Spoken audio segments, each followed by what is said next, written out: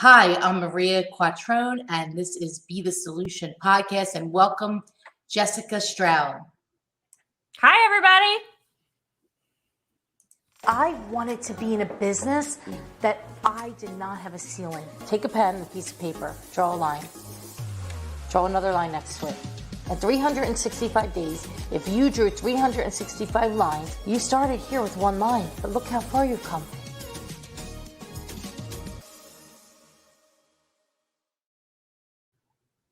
Hi, Jessica. Welcome to the show.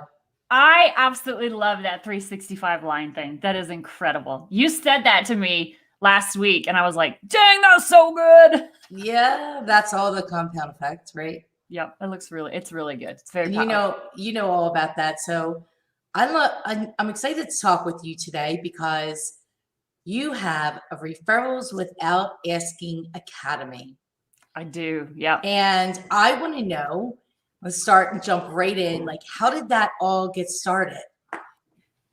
So it's one of those things where you look back and you're like, how in the world did that happen? Right? So many times over the last 5 years, I've said to myself, I didn't see that coming.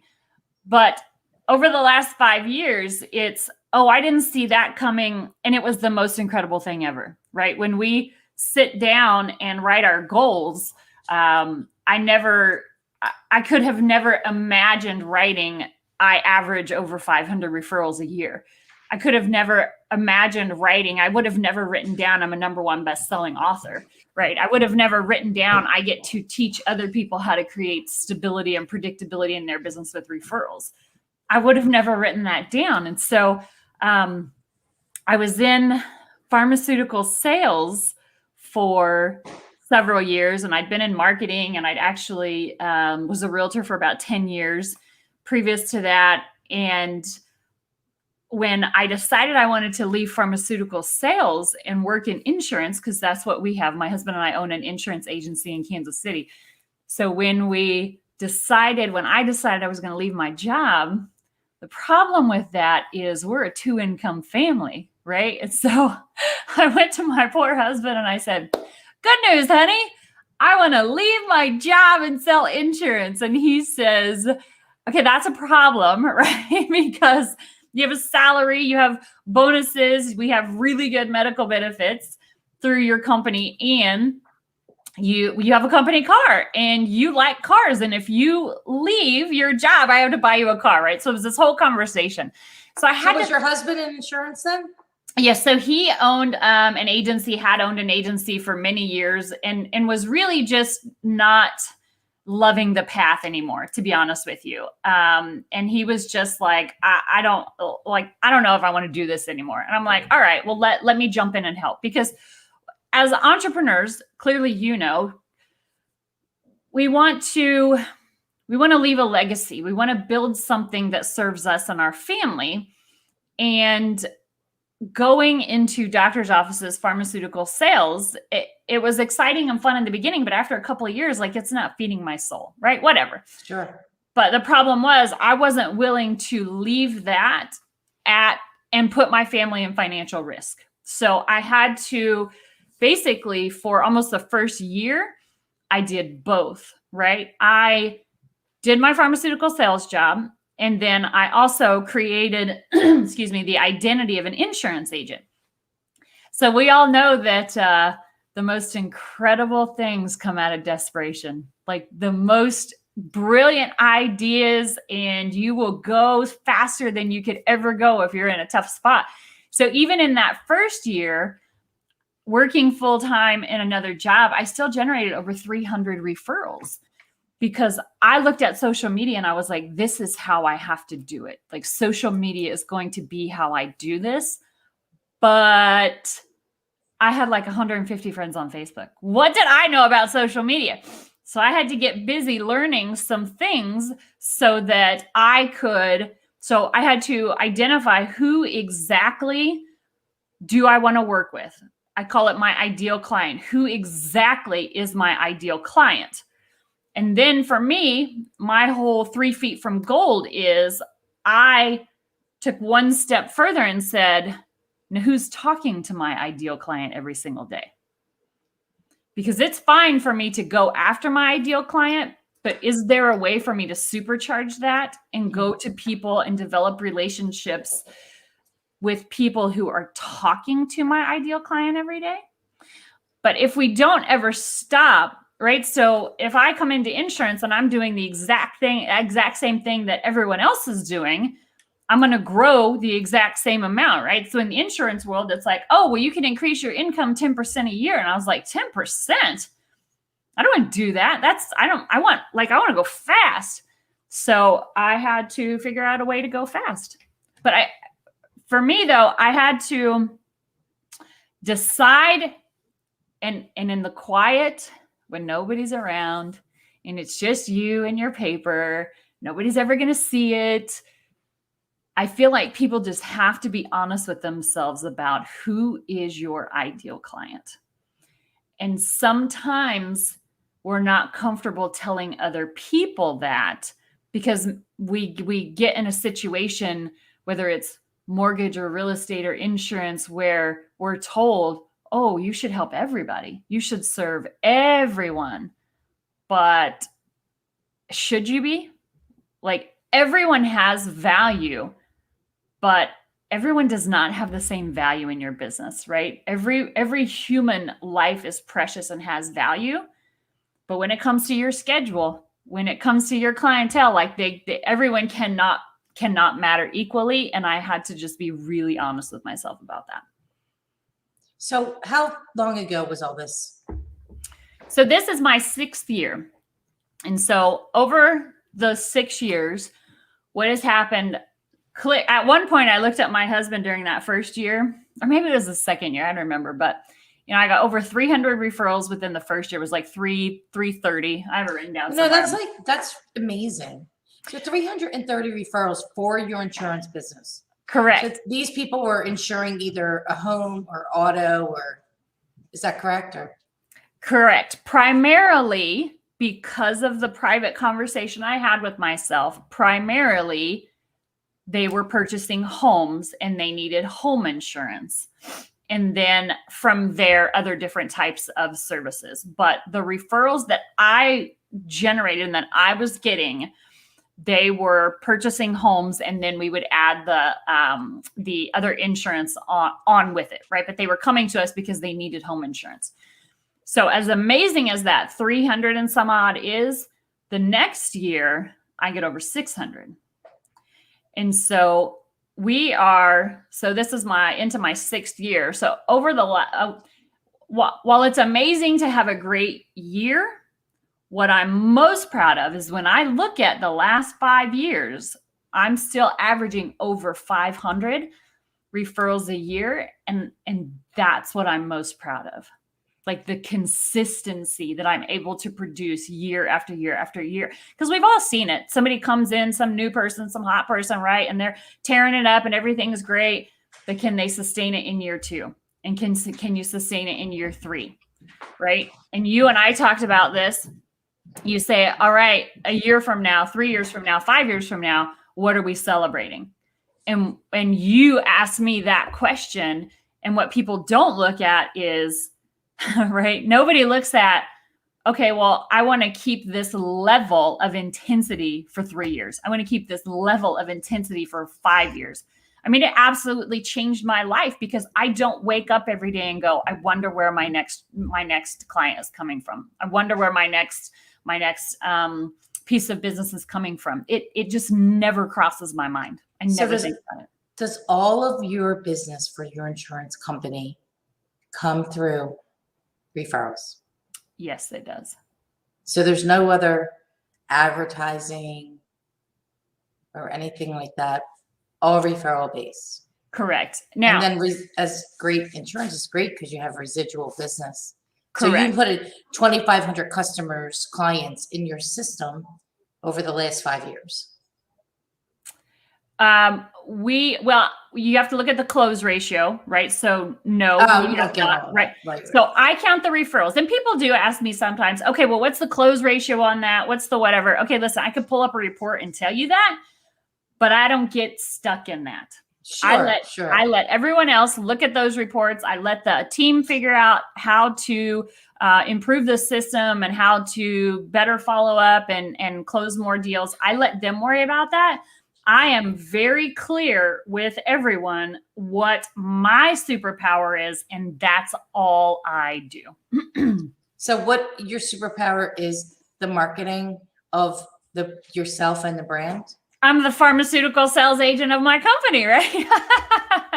So there were several years there in the beginning where we did have some different marketing campaigns and different, it was like marketing letters that would go out and people would call us and want quotes. And that was good, right?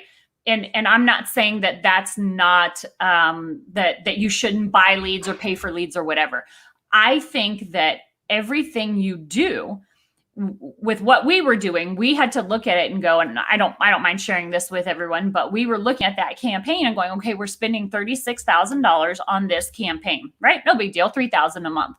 But after it got to be where I was watching the numbers, and then one year it started to be, it was just break even. And then the next year it wasn't break even. It was, costing us money. It wasn't, that entity was not producing enough to pay for itself. So we decided to let it go. And then we have not picked up anything since then. Now, if we find something in the meantime, it's not my personal identity where I'm attached to, we can only bring in referrals. No, if you want to buy leads, if you want to generate referrals, I think that's great. Do whatever you have to do to grow your business. But this is your thing. Yeah. This is just one piece of what I do. Sure. Yeah. Absolutely. So let's go back for a second. So you generate all the referrals. Yeah. You have all this business coming into the insurance company that you and your husband own. And what makes you write the book and start the academy? Because those things would not have happened if you didn't leave the pharmaceutical, figure out the social media, who you need to talk to. How did the next portion of this transpire? What happened to you? So what happened in 2016 was my first year that I was in insurance and I had the full-time job. So I'm very much a study nerd, right? I look at people and I see two things. I ask myself, how can I help them? And what can I learn? Right? What do you do that's a little bit different? Or how do you say, or what do you like our conversation that we had last week? I've quoted you like 3 times. I've brought you up in 3 conversations because I'm like, oh yeah, Maria said this, that. So I'm very much a student of things and people. And so jumping into this industry I knew nothing about, I'm not trying to be the best insurance agent in the world, right? I don't have a problem with, hey, can we call an underwriter and get an answer on that? Because I don't know. I don't feel like I need to know everything about insurance to be a good owner and agent, right? Because I can find the answers if I need them. So I started studying business, and I decided that I was going to look outside of insurance because I didn't want to know what other insurance agents were doing. I knew that. I wanted to know, what are other business owners doing? So late 2016, I'm learning how to do these things. I run up against somewhere around 2016, late 2016, early 2017. I run up against my friend and mentor. His name is Ryan Stuman. So I started learning. That's when I started learning from Ryan, and I was very good at getting myself around other business people and getting myself into groups like you do, like different mastermind groups. And so what happens for me is this group that I'm in now, they see more in me than I could ever see in myself. And so last year, Ryan said, Apex? Yes, it's Apex Executives is the level that I'm in. So there's Apex Entrepreneurs, Apex Entourage, Entrepreneurs, and Executives. Mm-hmm. So Ryan said, I know you think that this is just you playing on the internet, but it's not. It's not just you playing on Facebook. There's a system here. You need to figure out what the system is and you need to share it with people. Now, I was teaching different classes and stuff locally to help people locally, but then it was like, I got to go bigger, right? I got to shine my light bigger. And then once I did that, Ryan says, called me out in front of everyone, Maria. Like, I'm in this group full of about 50 of the most incredible entrepreneurs or, business owners ever. And I have so much respect for this people. And he's standing in front and he's like, well, Jessica's writing a book. And I'm like, oh, what? Who? No. See, and I had to get he says, everybody thinks your life is sunshine and rainbows because that's how you come across, right? You want to be positive and you want to be energetic and you want to make the energy better when you leave, right? You want to build up the energy and make people happier than when you walked in the room. And he said, but you've been through some stuff, right? And you need to talk about it. You need to. And so, honestly, I struggled with that because for me, I'm not into analyzing everything, right? Let's, if you got, right, there was some drama with my parents and all that growing up. Sure. And I look at that and it's like, okay, well, that's just so what? I feel like everybody has some kind of dysfunction in their life. Nobody wants to hear about my dysfunction. And he's like, no, they do. So when I was trying to write this book, which was a struggle in the beginning, because I was like, all right, how do I take these things? Because there's things that happen to us and that we, especially when you're younger, that there's nothing you can do anything about. But then there's things like right when you get around 18, 19, where it's totally on you. Like you're making the stupidest decisions. So I had to look at these failures or whatever and say, okay, how do I tell these in my voice? Because I'm not negative. I'm not poor, pitiful me. I'm like, you know what? I'm glad that happened. And this is how I had to start the book. This is the voice that I used in the book. It was like, all of this stuff happened. And you could ask me, you could say, Jess, if you could go back and change one thing in your life, right? You got these 4 things that were absolutely terrible that happened to you when you were younger that you had no control over. If you could go back and change one thing, what would you change? And my answer is, and always will be, I would change nothing. I wouldn't change any of it. Well, it all made you who you are today. That's exactly right. And I look at where I'm at and I wake up some mornings and I'm like, I don't know whose life this is, but she can't have it back. Right now, are there challenges with being a leader? Yes. Are there challenges with owning a business? Yes. Are there challenges with being a mom? There are challenges with being a dog mom. Let's just be real, right? There are always challenges, but I have an amazing husband. We've been married for over 17 years. I have 2 boys. Like, listen, I'm 5'9". My 12-year-old is now taller than me. So that's something new. I'm not real sure how that happened, but I have 2 incredible kids that I really enjoy spending time with. We have a culture of adventure where we're doing a lot of things. I have an incredible business. I have the most amazing network of people. I have 2 cute little dog brats. I mean, we're building a brand new house. How is there anything wrong with my life? There isn't. And I just refuse to look at me and go, oh, well, I would change this, this, and this. No, I wouldn't. Because it's all here and I wouldn't change here for anything. Now, there have been times, let's be real, when you're building your business, right? Excuse me. And so I went from over 300 referrals to over 600 referrals. Let's not play like there's not going to be problems that come up when you double your business, right? If there aren't times when you're looking around thinking, I am in a prison and I built this prison brick by brick around myself. I mean, are you even really trying? Are you even really trying? There are those things that as you're going, people think that. Are you really trying, Jessica? I'm trying. But then at one point I decided, I looked around and I went, yep, I've got the business. And that's when I realized, okay, I have to put a team in place. I have to have, I had one person that was helping me, I joke that they're not my assistants, like I'm their assistants. Like, how can I help you?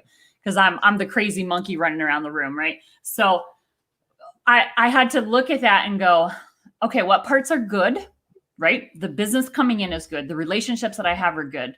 But what am I doing? I shouldn't be doing. I should not be touching paperwork. There are things that I should not be doing. And I had to, I was up against a brick wall and I'm like, where's the sledgehammer? Because if I got myself in, I can get myself out. But I had to be honest with myself and be like, yeah, I've got over 600 referrals, but it's not creating the lifestyle I want. And then, so I had to be like, all right, now we get to create the lifestyle.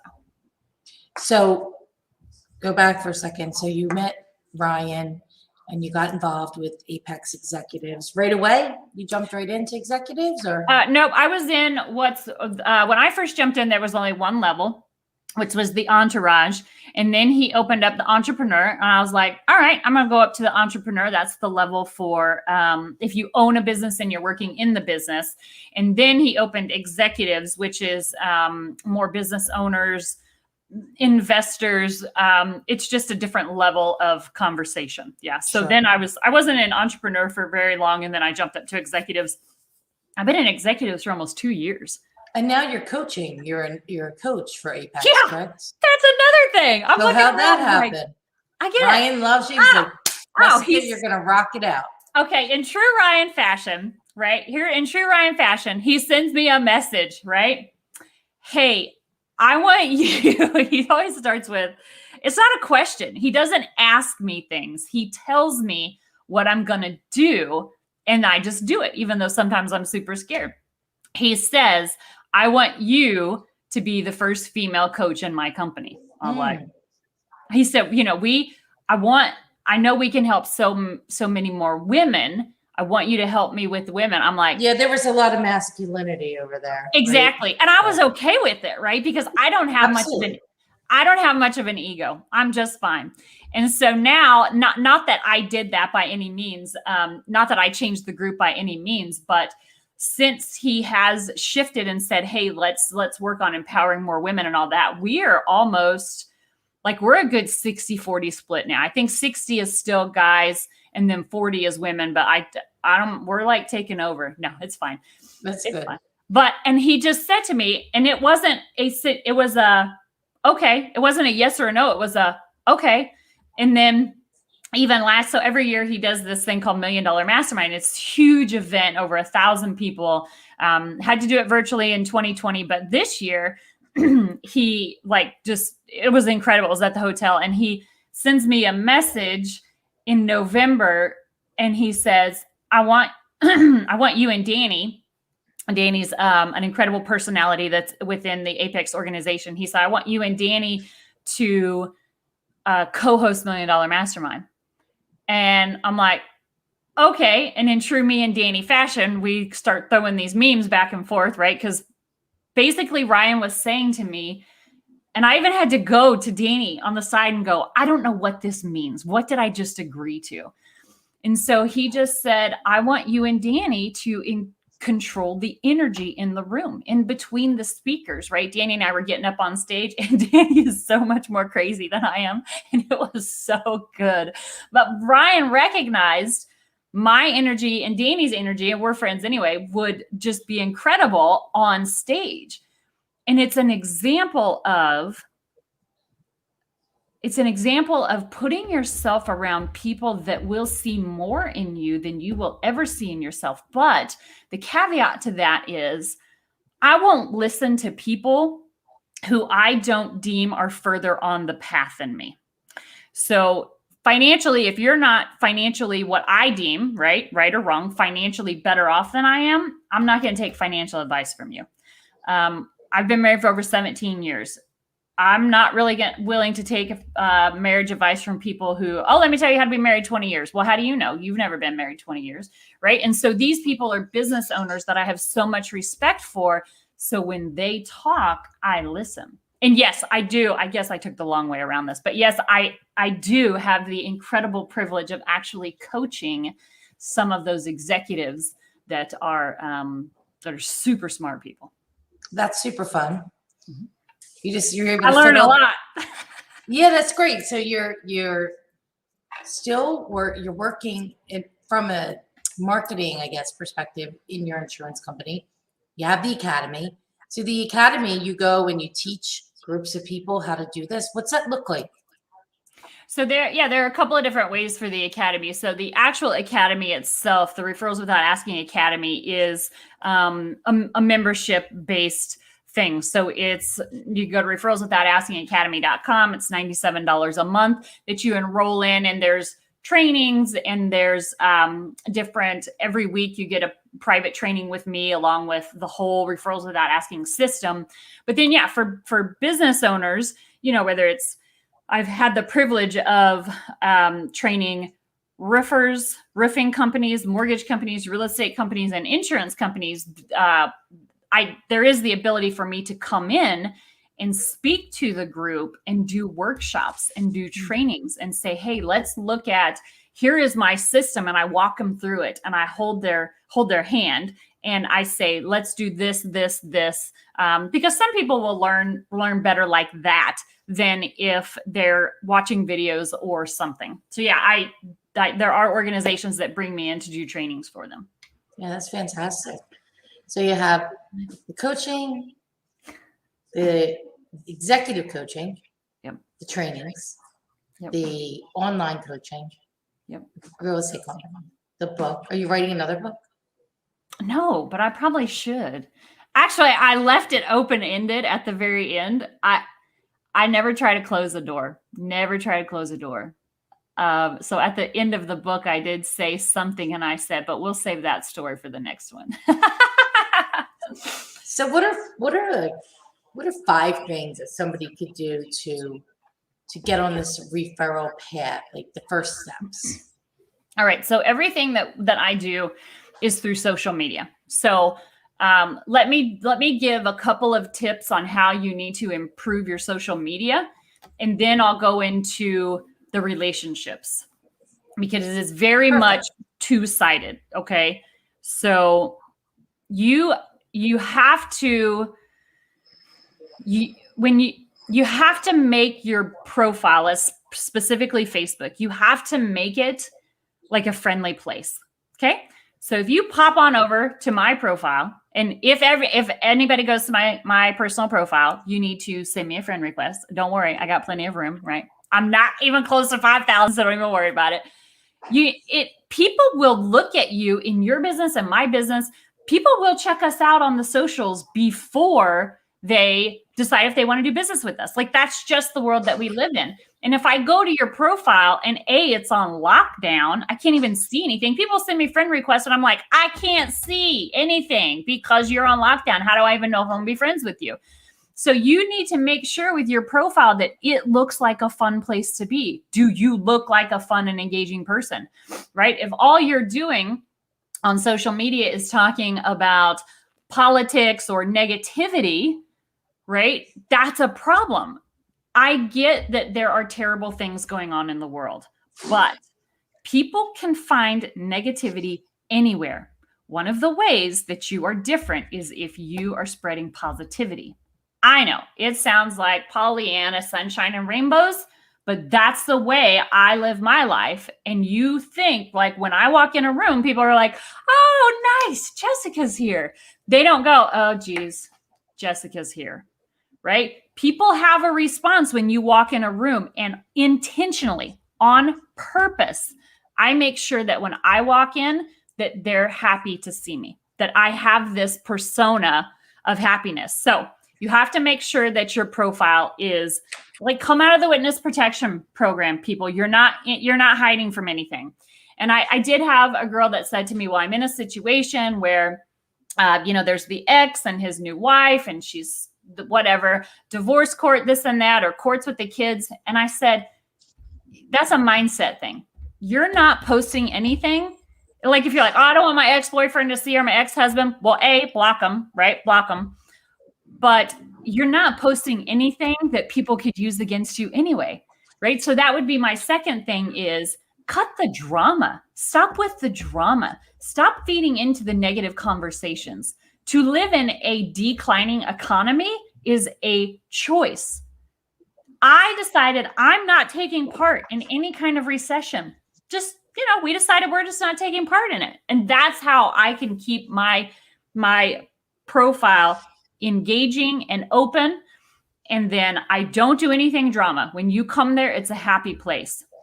All right. So another thing is you have to, when you, okay. So here's how, okay. People are bad at conversation.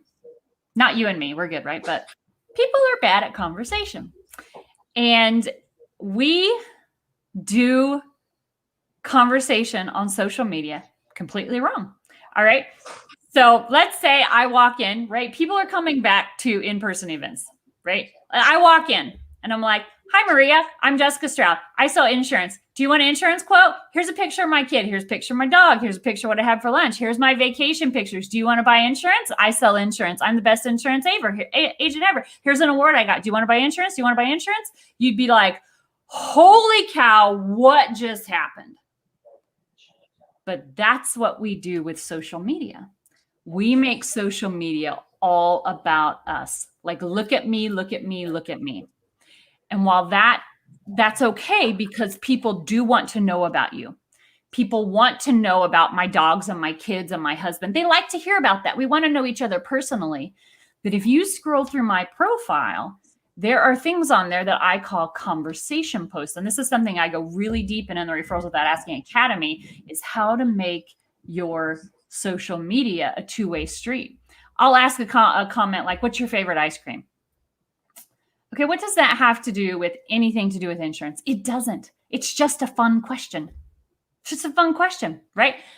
But what happens is people will reply to that. Like my best one ever recently, I said, best movie of all time, go. That's all I did. And it was like the little Jessica emoji with the soccer in the background stadium.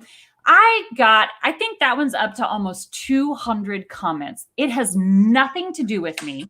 But through questions like that, you're creating engagement in community, which that's really what we want through social media anyway. And so people would reply, oh, this is the best movie ever. And then other people, they don't even know each other. They would reply and say something like, oh man, I forgot about that one. That's so good. I'm going to change my answer. Like there were conversations happening within my post. And isn't that what we want? Right. And so, Absolutely. All right, one more social media thing, and then I'm going to go to like the people piece of it. So you also have to be known for something, right? When we first jumped on, you said, what's with the pink? And I said, it just happened. I don't know how it happened, but I'm here for it. So if you watch my social media, there's a lot of pink that shows up.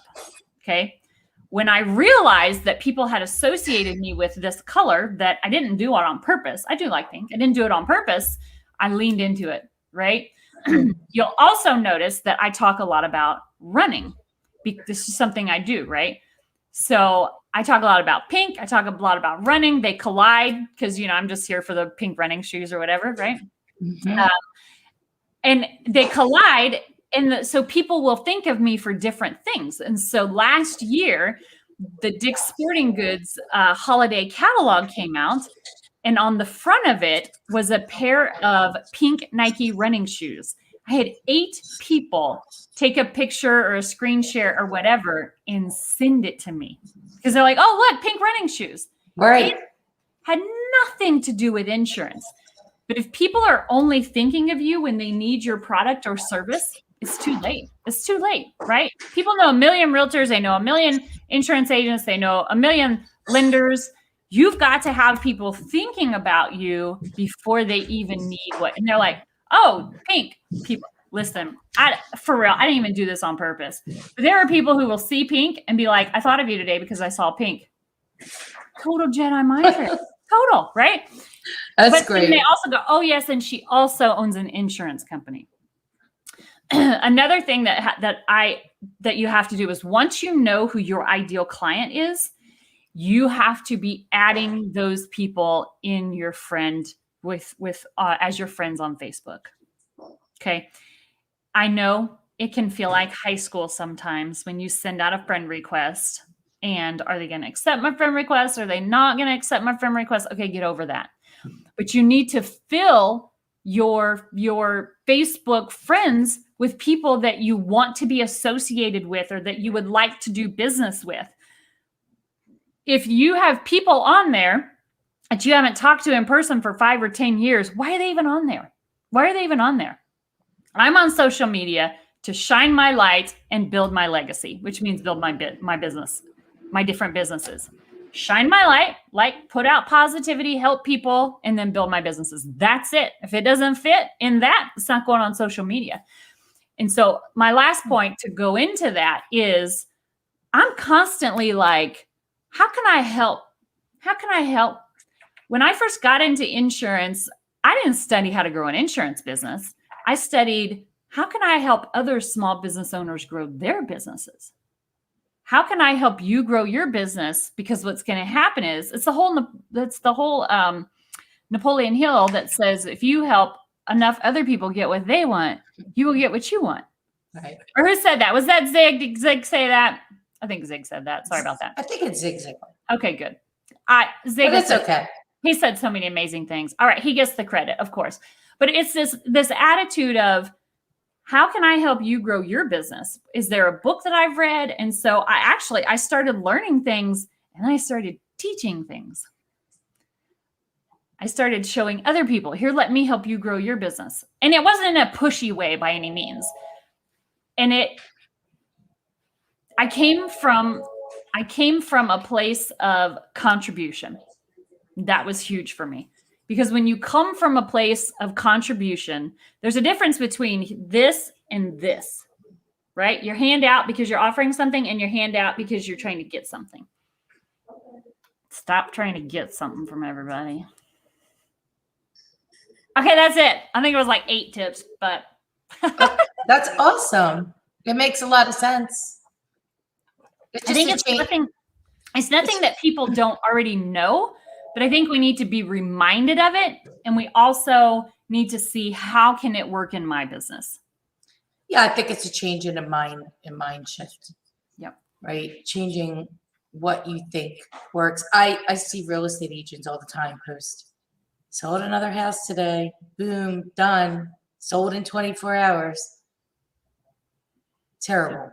You got to be careful with that, because if that's what you're posting, that's what people are going to expect from you. Yeah, I'm like the actual worst, because I'm not posting hardly anything about real estate, because I would be posting things all day long about real estate. So I have to be more, I think, deliberate in that.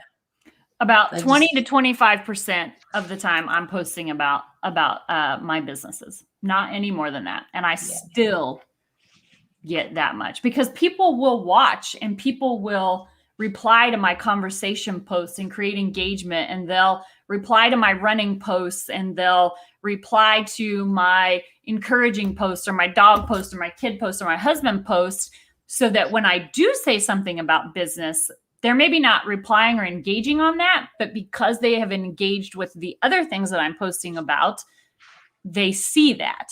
Like the Facebook algorithm says, oh, Jessica, because you interact on her posts. And even though my business ones get the least amount of engagement, people are still seeing it because they're interacting on everything else. So people got to be more interesting. I love you and your husband. You post about the dinner and the wine, and I'm like, I love it. I wonder what they have for dinner tonight. Like we jumped on here, and I was like, I saw you went to dinner last night, because it was interesting, and it wasn't about real estate. Yeah. Because I wouldn't say to you, oh, saw you sold another house yesterday. Yeah, I lose count of the houses we sell. We sell a lot of real estate, so I think I don't post about it, because I would be posting all the time. It would be a little overwhelming. Right. So but there are ways. So if I'm getting. Yeah, like I have to tell stories, right? So then I have to stop and actually think and write the story. I need help, Jessica. I can help you. So here, let's do a quick example. We got it. We got a few more minutes. So I would talk about, such a, thank you. So everything I do with business is very outwardly focused. Okay. I don't say, look at me. I got 500 referrals. I say, you guys referred me to your friends and family 500 times. So happy and grateful. Thank you so much. Right. And then there was one thing I started doing. It was a collage of the houses, and that we would write insurance policies on, right? And I got that from the real estate industry. So you could take, if you sell 20 houses a month, and you could make like a little collage of all the houses and post that and say something like, we're so happy that we got to, you know, what an honor to serve this many families. Yeah. Thank you so much for trusting us. And you're not having to tag all of the people or anything like that, but people are looking at it going, saying that's a good amount of houses. And then if people, and then you're, you know, it's subliminal. And then the people who see their house, for me, they'll come in and go, oh, I see my house. And they're not like, oh, why didn't you tag me? Right. They're like, oh, I see my house. And I'm like, yep, there it is. Yeah. Well, that's a good one. We've done that one before. It's all about an execution and implementation, right? Yeah. And finding. So I said, not how are we going to do it? Who is going to do it? Oh, Who. exactly. The who. And I'm finding more who's. Yeah. It's been a challenging finding the who's, but that's a whole nother conversation. The who, not the how. I just listened to a book called The Who, Not the How. Yeah. That's right. It's by Dan Kennedy. Actually written by Dr. Benjamin Hardy. Yeah. But Dan Kennedy oh, I love Dan Kennedy. hired him to. He's great. The strategic coach. Yeah, Dan Kennedy. He was awesome. Great. He's like he's been around for a while, like 30 years. I think he knows a lot. He died. What? Dan Kennedy died. Yeah. No. Yeah. No. Yeah. The it wasn't a horse strategic racing accident. It was something. What? Like a couple of years. It's been a couple of years. No. You mean the strategic coach? It's possible we're talking about different Dan Kennedys. There's two. Oh, okay. Then we're probably there's the marketing Dan Kennedy. Yeah, Dan Kennedy marketing. Sorry, And people. he Side note did here. this. Yes, that's who I'm talking about. Yeah, two different ones. Okay. We're not crazy. Neither of us are crazy. Okay, sorry, everybody. It's all good. If you were thinking about the other Dan Kennedy, I'm sorry, everybody. I didn't mean to scare you. All good. All good. Jessica, you are so special this morning. Wow. I love it. I love it. Your energy's great. It's because of coffee. It's because of coffee. Oh, yeah, it's because of coffee. No, it's because of you. Thank you. You're doing great things and you're helping a lot of people and I'm excited for your future. I'm excited to actually meet you in person. I know. It's coming. It's coming. It might be November. I was going to say, I sent you a message about November and I think you saw it. I didn't go back and check, but. Yeah, didn't I respond? No. I subliminally responded to you. It wasn't a message that needed responding to. It was subliminal. Here's a piece of information. There was no reply required. Yes, exactly. Yeah. So perhaps I will meet you then. If not, it will be soon. It will be soon. I'm thankful and grateful for you today for being on the show. And I wish you continued success in all of your endeavors. And I can't wait to see what's in store for you for your future, Jessica. Me neither. Because I'm sure super great things are coming and I don't even know what they are yet. I know. You don't even know. We'll see from a year from now what we're toasting. That we'll toast something. We'll absolutely be toasting something. Oh, thank you for being on Be the Solution. You are certainly the solution for many people in your life, and thankful and grateful we met. Thank you. Same here. Bye. Make it a great one.